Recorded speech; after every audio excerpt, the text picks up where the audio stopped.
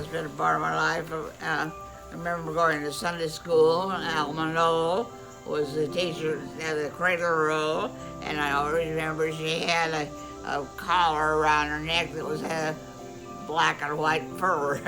Oh, really? Yeah. We came to this church, and this church was full of teenagers. We even had a teenage girls circle with 50 girls in it.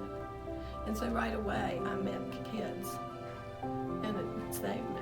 I remember one Christmas we have the candlelight service, and then when the choir comes down and goes out, and we follow them out with so I remember we were following them out, and we opened the door, and it had snowed, and it was snowing then, and I thought, well, what a wonderful thing, what a beautiful experience to be here on Christmas Eve, and it's snowing, and we're with our family, church family. Probably the biggest thing that ever happened to me from somebody helping me was I was about 19 or 20 years old, and Wally Rarbaugh said, "Would you like to coach church basketball?" And I thought, I don't know much about it, but yes, I will do that. So I started junior high church ball with kids, and I coached for 27 years, and it's affected my life, just not only with the kids, but with all the relationships, and that took me into Little League Baseball, which I did for 20 years. So I've developed a lot of friendships, a lot of memories, and a lot of connections over the years. It's been a blessing. Like when my children were baptized here, and it was sort of like, it was like full circle. My parents went here, I was married here, my children were baptized here.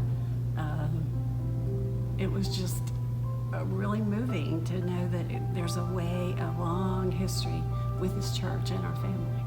So many memories from here, from early childhood when I was in Mrs. Hobby's class, Sunday school class, which I'm sure everybody talks about because it was so memorable. But yeah, that's what I remember. Both groups would work on music for months in advance, and I love Christmas music, so that's probably one of my favorite events, and one of my top memories growing up is always doing the Christmas handbell concert. And the missions. I love the fact that it's such a mission-oriented church, and we get to do so much stuff. And one of my favorite memories probably would be the Christmas baskets, giving out the Christmas baskets. Because people are so happy to get that, And then the things for the kids, the presents that we do for the children too. I think about the different ministers that have come and gone.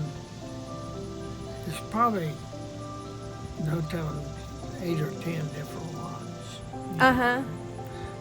Hedgepath, and the band that's in Buckhamden now,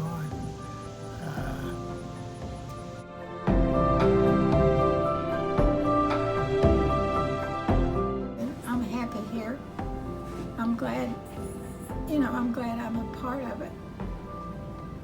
Musically, music has been such a huge part of my life, and that really basically started in this church. When I learned to read music in this church, I learned to play the piano in this church. And then I've had all these, countless opportunities within the church to further my musical abilities through the music ministry that we have here. And then also just the relationships that you build with people here. You can have just a terrible week throughout the week, different things that's going on in your life that you're dealing with. But this is always a safe haven. You can come here, just connect with everybody, recharge for the week, and then go out and do it all over again. But it was a joy to visit with friends and talk, and we discussed the Word, and that was meaningful for, I hope, all of us. I've met a lot of wonderful people, and one of the things that sticks in my mind is I gather with a lot of my friends from years and years gone by, and most often the topic of our friendships and the things that we developed in this church, the caring about each other and bringing forth the friendships, always comes up. It always comes up when we meet someplace and talk, and somebody will relate to that. I think the thing that kept me here was the relationships that I'd built over the years. And I mean, I spent so much time here in elementary school and junior high.